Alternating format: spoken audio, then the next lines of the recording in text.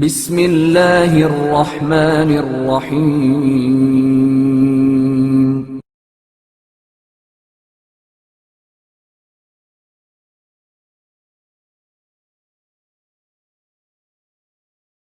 حضرت علی علیہ السلام کی شہادت اور امام حسن علیہ السلام کے عہدۂ خلافت ظاہری پر فائز ہونے کے بعد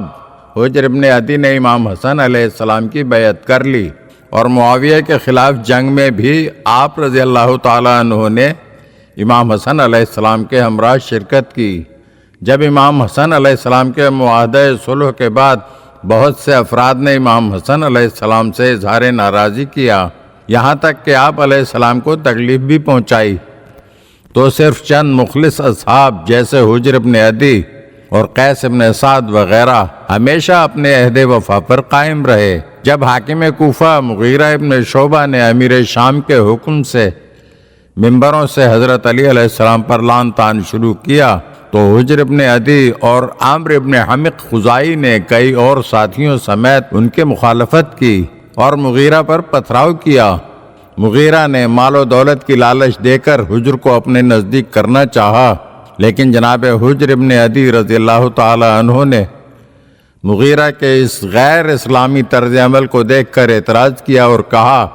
اے مغیرہ، تم حضرت علی پر لعنت کر کے خدا پر لعنت کرتے ہو۔ اس کے بعد کہا، خداوند عالم نے ہم سے اس طرح فرمایا ہے کہ اے ایمان والو، عدل و انصاف قائم کرو اور خدا کے لیے گواہی دو اگرچہ تمہارے نقصان میں ہو۔ اے مغیرہ، میں گواہی دیتا ہوں کہ جن کی تم توہین اور عیب جوئی کرتے ہو وہ فضائل اور تعریف و تمجید کے زیادہ حقدار ہیں، اور جن کی تم تعریف کرتے ہو وہ لوگ مذمت اور عیب جوئی کے زیادہ حقدار ہیں۔ مغیرہ نے غصے میں کہا، وائے ہو آپ پر، امیر سے ڈریں، کہیں ایسا نہ ہو کہ وہ غصے میں آپ کو قتل کر دے۔ مغیرہ یہ کہہ کر حجر ابن عدی سے جدا ہو گیا۔ ابن ابی الحدید لکھتے ہیں کہ مغیرہ نے صرف یہی نہیں کہ امیر شام کی خوشنودی حاصل کرنے کے لیے اللہ تعالیٰ کے غضب کو خریدا اور حضرت علی علیہ السلام پر سب و شتم کیا، بلکہ اس نے حکم دیا کہ کچھ لوگ ممبر پر جائیں اور لوگوں کے مجمع میں حضرت علی علیہ السلام پر لعن کریں، اور جو اس کام پر راضی نہیں ہوا اسے قتل کی دھمکی دی۔ جن لوگوں کو قتل کی دھمکی دی گئی ان میں سے ایک حجر ابن عدی بھی تھے۔ 51 ہجری میں زیاد ابن ابیہ نے کوفے کی گورنری سنبھالی اور حجر ابن عدی کے ساتھ اپنی دوستی کے باوجود امام علی علیہ السلام کی حمایت اور امیر شام کی مخالفت کے بارے میں حجر کو دھمکی دی اور خبردار کیا، لیکن حجر اس کی پرواہ کیے بغیر لوگوں کو امیر شام کے خلاف برانگیختہ کرتے ہی رہے۔ زیاد ابن ابی کسی مصروفیت کے سبب بصرہ گیا ہوا تھا تو اس وقت زیاد کا جانشین عمرو ابن حریث مسجد کوفہ میں خطبہ دیتے ہوئے امام علی علیہ السلام کی شان میں گستاخی کرنے لگا تو حجر اور ان کے ساتھیوں نے اس پر پتھراؤ کیا۔ اس واقعے کے بعد عمرو ابن حریث نے زیاد ابن ابی کو اس صورتحال کے متعلق آگاہ کیا، جس پر زیاد ابن ابی فوراً کوفے پہنچا اور اپنے کارندوں کو حجر اور ان کے ساتھیوں کی گرفتاری کے لیے بھیجا، جن میں سے بعض فرار ہو کر روپوش ہو گئے، بعض مارے گئے، جبکہ حجر سمیت بعض افراد گرفتار ہو گئے۔ زیاد ابن ابی نے اہل کوفہ کو جمع کر کے ان میں سے 70 ایسے افراد کا انتخاب کیا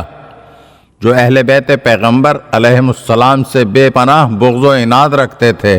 ان سے دستخط لیے کہ حجر اور ان کے ساتھی معاویہ سے جنگ کرنے کے لیے آمادہ ہیں۔ زیاد نے ان 70 افراد کے علاوہ 44 افراد کو مزید جمع کر کے ان سے بھی دستخط لیے کہ حجر اور ان کے ساتھی معاویہ سے جنگ کے لیے آمادہ ہیں۔ بعض افراد جو دستخط کے لیے موجود نہیں تھے ان کے جعلی نام اور دستخط اپنی طرف سے کر دیے۔ زیاد نے حجر اور ان کے ساتھیوں کی جانب سے حضرت علی علیہ السلام کی شان میں کی جانے والی گستاخی کی مخالفت کرنے کے حوالے سے کوفے کے کچھ بزرگوں کی گواہی بھی حجر کے خلاف لکھے جانے والے خط کے ساتھ منسلک کر دی۔ زیاد ابن ابی نے گرفتار ہونے والوں کو 100 سپاہیوں کے ہمراہ شام میں معاویہ کی طرف بھیجا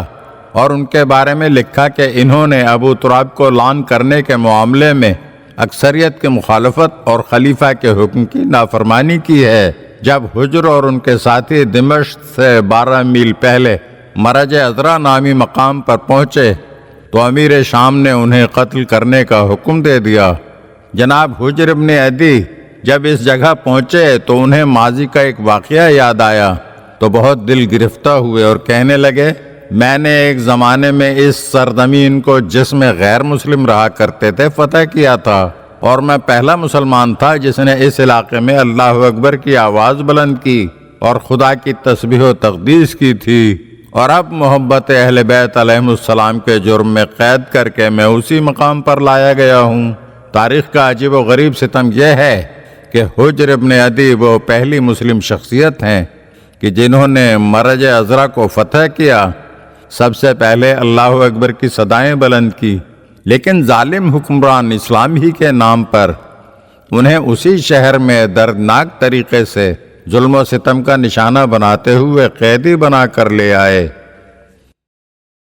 اگر آپ ہمارے چینل کی نئی ویڈیوز دیکھنا چاہتے ہیں تو ہمارے چینل کو سبسکرائب کریں اور گھنٹی کے بٹن کو دبائیے تاکہ ہر آنے والی ویڈیو آپ کو جلد موصول ہو سکے، اور ہاں، لائک اور شیئر ضرور کیجیے اور اپنے قیمتی کمنٹ سے ہمیں آگاہ کیجیے۔ شکریہ۔